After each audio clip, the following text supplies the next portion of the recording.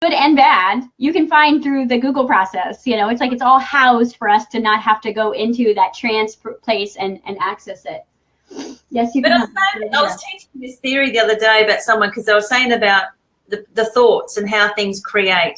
Mm-hmm. And I said to her, you know, if you Google, I don't want red carpet, and you hit search, what's coming up? Mm-hmm. Well, just red carpet, you know. And if you said, or if you said, I do want red carpet, and you search, red carpet comes up. So whether you say I want it or I don't, like you're asking the universe for a manifestation of a new car or something, it doesn't hear don't want or want, and it's just, and it's not even a thought, it's actually a vibration, it's a feeling towards having that car, whether it's like exciting, where there's no resistance, or there's like, I'm excited, but I want it, but isn't it? There's this resistance that people don't realize that, like, they go, well, I asked the universe didn't deliver it.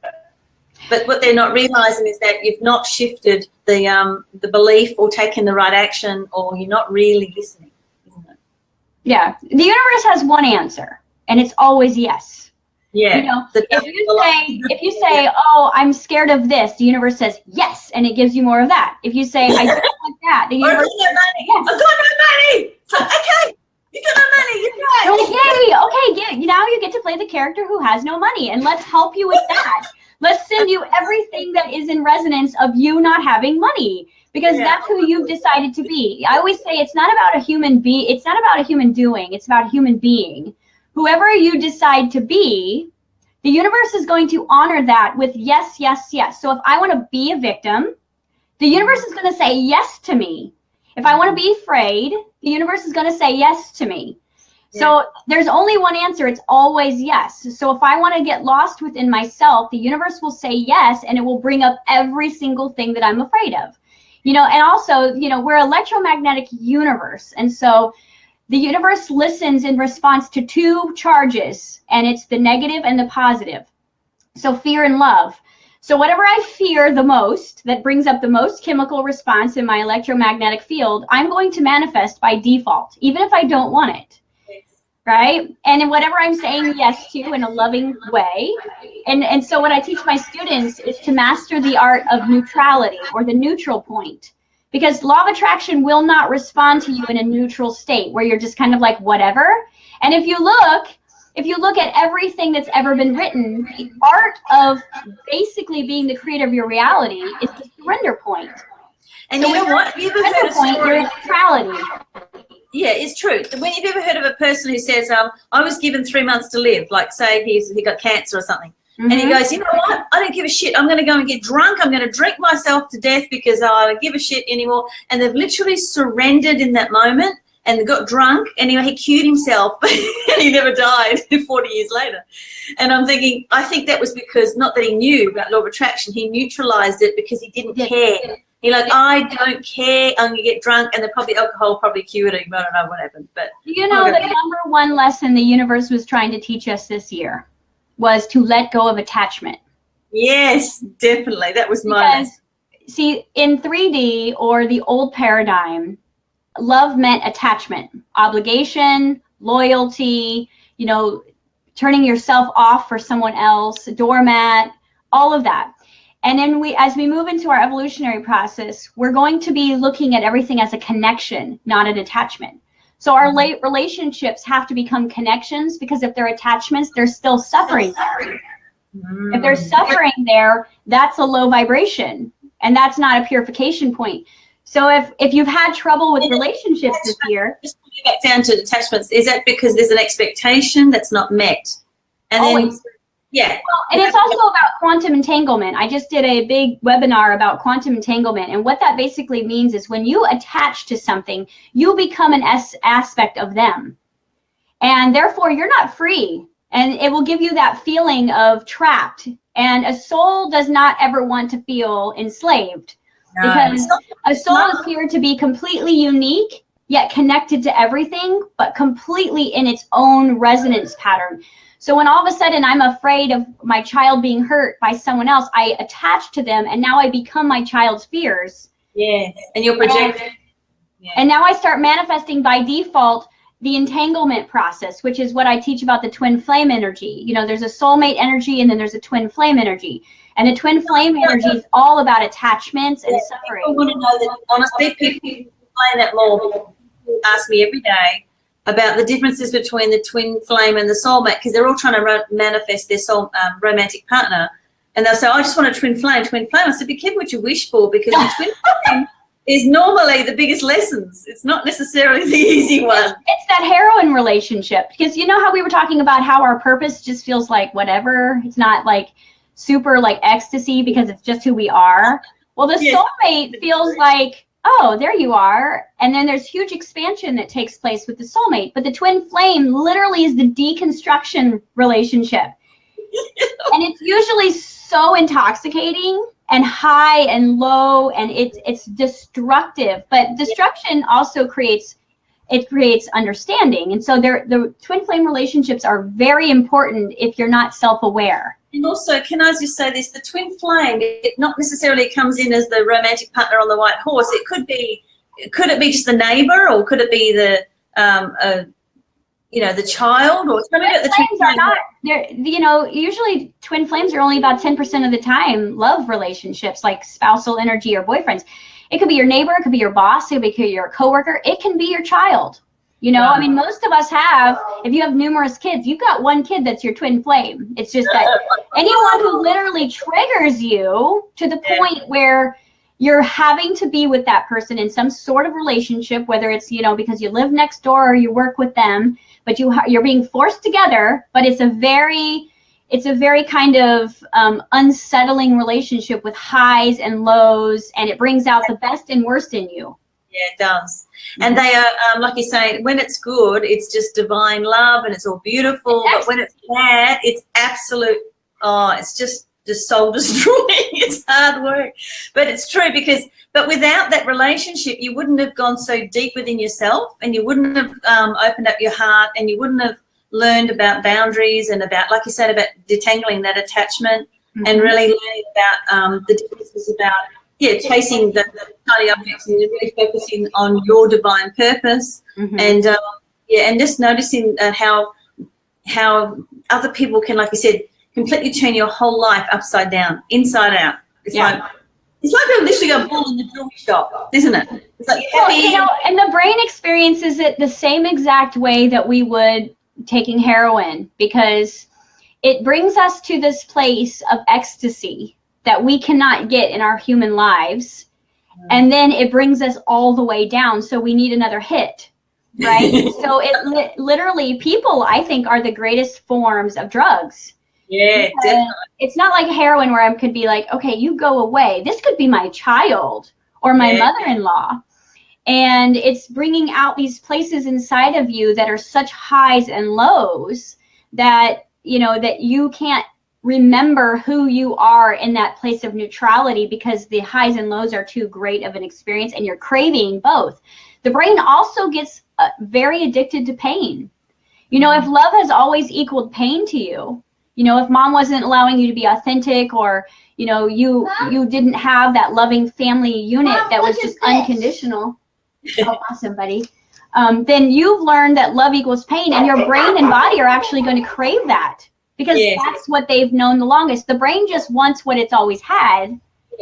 And so it's going to seek out abusive relationships. Again, this is a supercomputer that's like downloading all these apps, constantly. And this app is going, ooh, love equals pain.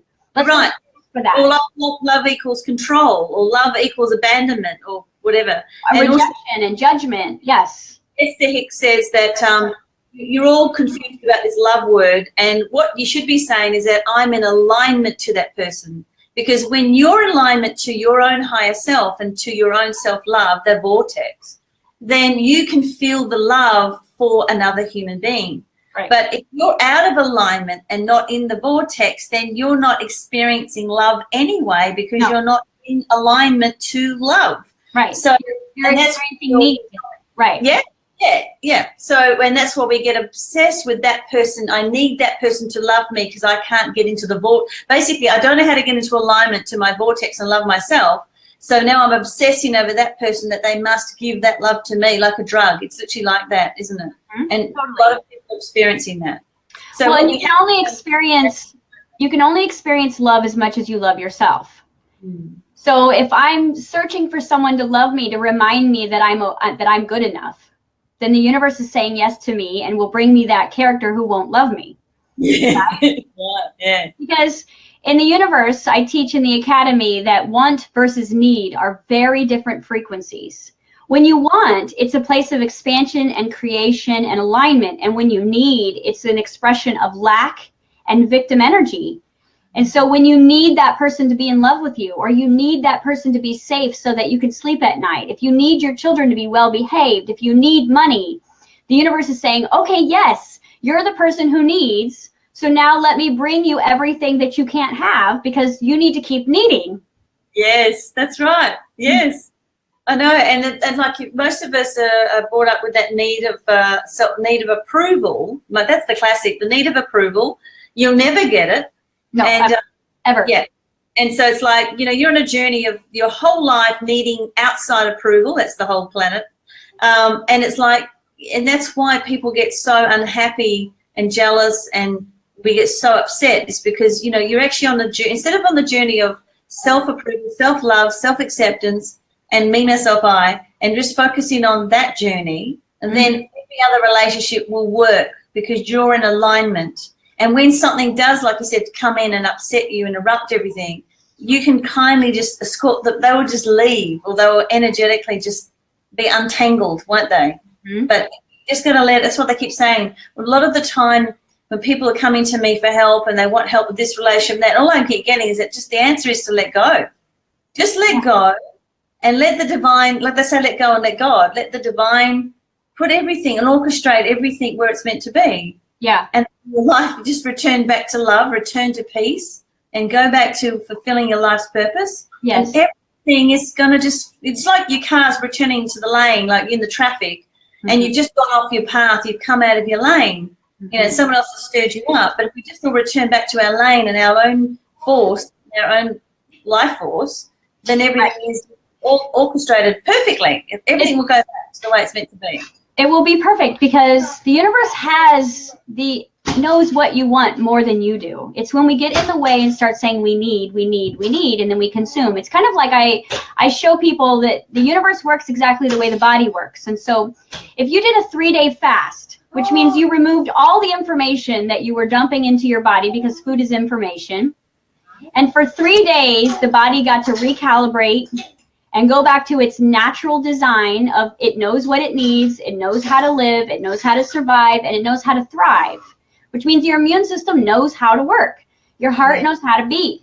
But when we're putting all of this information in it constantly, the brain is having to challenge its voice with the food's voice or the chemical voice.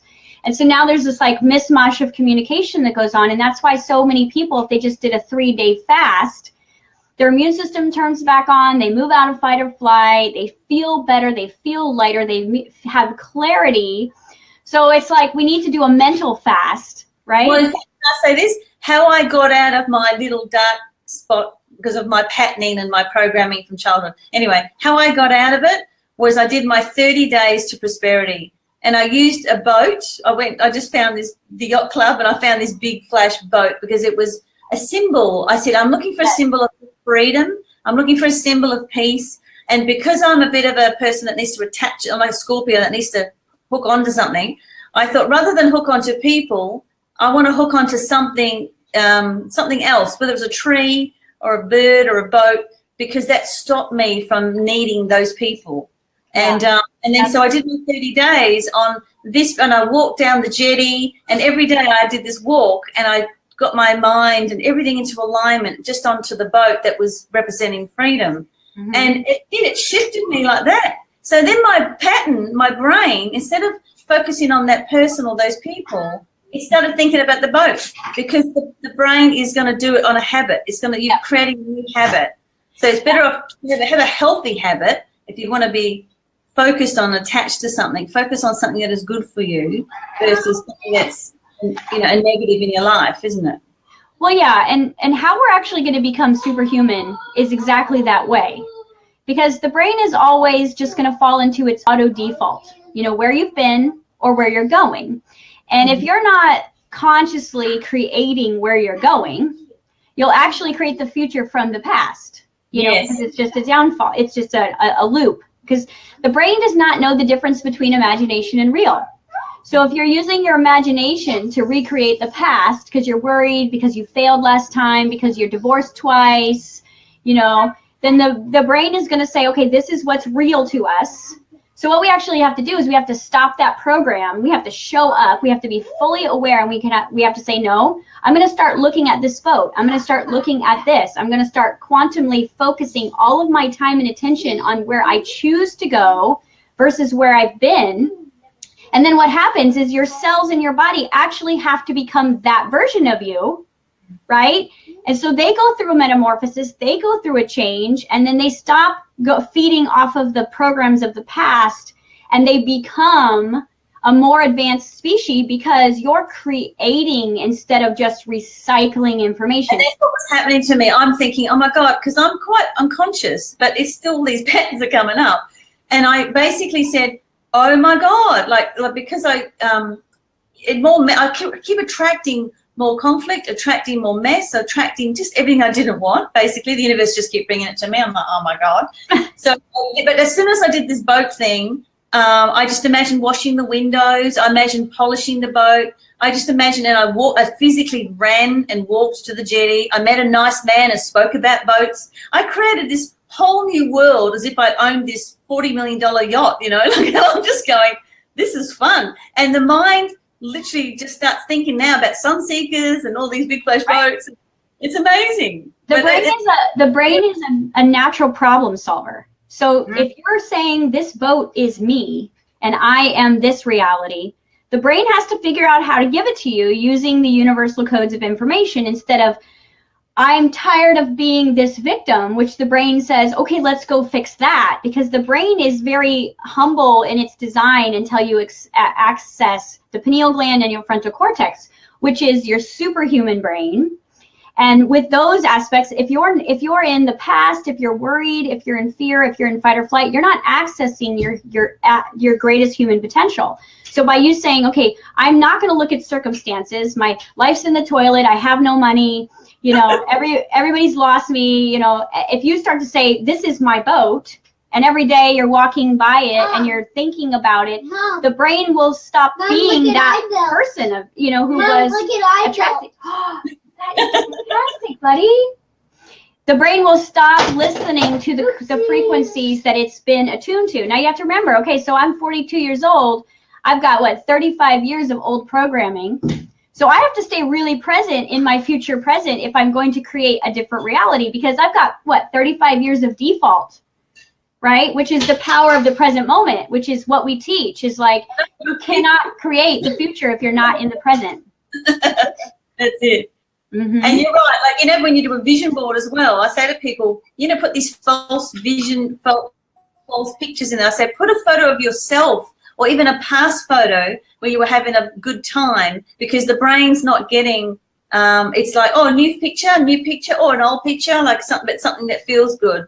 And you start to swirl it around and the mind starts to go, oh, that's what you want. But the higher self knows, look, at the end of the day, your higher self knows what you want, what you love, what you hate, but we're not allowing that higher self to guide us. And all you're trying to find, I'm trying to do is to stop being triggered by circumstances and start to refocus and use the law of attraction to my benefit to shift. It's like basically like, the football goals. Mm-hmm. And then I say to myself, on the left side of the oval, that's me going, creating by default. I'm repelling my abundance. Yes. And when I do the right side of the oval, the big goals, it's me creating what I do want and attracting, where I belong and fulfilling my divine plan. Mm-hmm. And that's what I do now. When I take the dogs to the park, I basically just check in and see where my vortex is.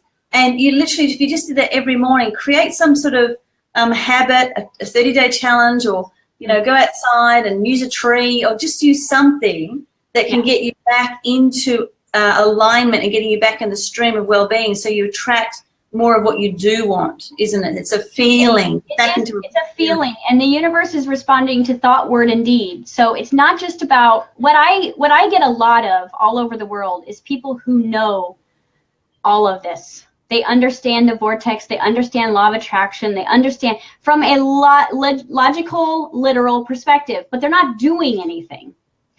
And if you don't do anything, the universe is looking at you as someone who wants, you know, or needs, is not someone who does. So it's like you actually have to set the intention, and then you have to move into that intention. Like you have to act it out. You have to get very childlike. You have to start pretending. Because if you keep looking at the logic of circumstances, you will always suffer, because circumstances were created when you were out of alignment. So when you get in alignment, it does take a little bit of time for you to practice that character, become that character before the evidence shows up. Like you have to become, right? If you look at that, if you want something to come, you have to be it. So you have to become something, and you have to be responsible for yourself, which is the ability to respond. You have to be able to respond. One of the things that I say is you want to know where you're out of alignment. You want to know where your shadows are. Write down your wish list. Like, I mean, down to like everything you've ever wanted, what you want in a man, what you want in a woman, what you want in a career, what you want in a lifestyle, and then look at it and find where you're insecure. Find where you're in judgment of yourself, because think about it. If you met your perfect soulmate today that was like everything on your list, would you be good enough? Yeah, that's what the universe is listening to. Like, are you good enough? So what you do is you take those lists and you say, okay, 30 days, I'm going to work out my insecurities, and I'm going to pretend I met this person, and I'm going to clear this shadow and this wound, and I'm going to get awareness of this. Because then when you look at that list and there's no insecurity and there's no self-judgment of you fully manifesting that, you'll have it. Because there's no shadow element there. And really, you can find out where you're hiding from yourself in your own insecurities. That's it. And you're right. It's all well and good. You people are asking for things. I'm going, okay, just honestly pretend. And we used to do this before Chloe was born. And because Nigel and I could never come to alignment that we were ready to have children. And I used to say, look, if you could go down to Coles down the market and pick up the child today and bring her home, are you ready? Would you drive down there now? And he goes, oh, God, no. And I'd ask him a few months later, are you ready to go to Coles and pick up the baby and have that whole new world start? Oh, God, no. God. And I asked him for years, and then one day he finally said, yes, I'm actually ready to go down the road now and pick up the child, you know? And then I ended up falling pregnant a few months later. Wow. So talk about being ready. It's not, if you're not ready, and I say that to people, if someone says, oh, I want 1,000 clients, I said, okay, let's pretend they're at the front door. Are you ready for the 1,000 clients? Like, oh, shit, no, not really. So sometimes we're asking for things we're not really, really wanting or ready for. Well, we're not ready for. I mean, you know, one of the things about you and I's business is that I talked about this in class last Saturday, is we are in the market of selling ourselves, basically. We don't have a product to say, hey, buy this cup. I didn't make this cup, but I will endorse this cup. We're saying, hey, I'm here. So completely vulnerable. And so the number one thing is we're afraid of being rejected or judged for who we are, you know, especially as teachers and coaches, because we're on the front line. We're saying you're basically buying a session with me, or you're buying my class. And there's a huge vulnerability that happens with light workers where we've had so much judgment of who we were in the past when we were really authentic, that we're somehow sabotaging our careers. Because what if someone writes a bad review, or what if someone doesn't like my book, or what if someone says I'm ugly, or what if someone makes fun of me? And that will bring too much pain. So instead, I will sabotage the experience so I don't quite manifest it, so that I can always want it. Mom, guess what? Somebody at school got fun of me. We will talk about that after class. Who was it? I forgot. That's okay. We'll talk about it after my class, okay? Okay. Someone made fun of me. It's so cute. So, that was the perfect time, because that's what we're scared of, people making fun of us. How about that? Well, and that's how he has to learn to start reserving himself, because here he is super authentic, and then someone starts to say, ew, I don't like when you do that. And then he says, something's wrong with me, right? So we learn it in our first 7 years. And the funny thing is he's about to turn 5. And if you look at my pyramid of the 7-year cycle, year 5 is the year that we really determine self-love. Wow. Right? So as conscious parents, you know, there's the first year is self-awareness, like, what am I? Number 2 is discovery, like, look at what I can do. And as we move up into the 7-year cycle, then he's moving into this year 5 of self-love. And so it's like who he is in this world. And is it safe for him to love himself? You know, and he's been one of my most amazing teachers. I mean, my oldest is 22, but I was not aware enough when my youngest was born to see what I see with him in his 7-year cycles, and how he is just this very vulnerable flower that's trying to bloom regardless of his situation and circumstance. But it's like this, it's one journey, self-love. You get in school and adult life. And one thing I taught Chloe, we used to play this game in the house because she used to come home from school and say, oh, Mum, these people were mean to me. These people, every day. She was mean, she was mean. There's always someone mean to her. So she's upset. And I'm like, oh, my God, you're just taking all this on, you know. And I said, right, let's go get some lemons. So I got some lemons off the tree. And I said, this lemon represents, I'm going to say a good thing and then a bad thing. And you decide to catch it or drop it. She said, okay. So I'd say to her, oh, you're really ugly. And I'd throw the lemon. And she goes, oh, and she just dropped the lemon, right? Then I'd say, oh, you're so beautiful, Chloe. And I'd throw the beautiful Chloe. She caught it. So we'd play all these games, and I'd throw some really horrible remarks and the good ones and all that. And she just decided in her brain, yeah, I want that and I don't. And she decided. So that was all fun. But then, that's like, beautiful. I love that. A year later, she would get in the car and she'd go, and say in high school now, by the way. And so she'd go, Mommy, these girls, and this happened, and that wasn't true. And all I have to say when I'm driving is, Chloe, lemons. I just say that word. It's like association. Yeah. And she goes, oh, yeah, I've got to drop it. Lana, what did I do? I caught all those lemons, and they're throwing them at me. And then I told the counsellors at the school, and I said, we're using that now to the kids to teach them. That is wonderful. And it's exciting. Yeah, decide what you're going to keep. And so you're right. So whether it's Instagram and because now the social media, like you can spend 25 years getting a good reputation, and then one match, someone can sort of burn the whole trees down after 100 years of growing. And we have to be able to sustain ourselves to be so strong enough and to be in your own integrity that you got to go and just drop them like lemons and just keep doing what. I mean, look what Oprah's been through. She didn't just give up being Oprah. No. Continue being Oprah. Right? Well, and that's another thing too. Is as I teach my teachers and my students is to, beautiful buddy, is to stay plugged in. To stay plugged into this type of support system where when they do lose track or they do get off the road, that they can use us as their GPS.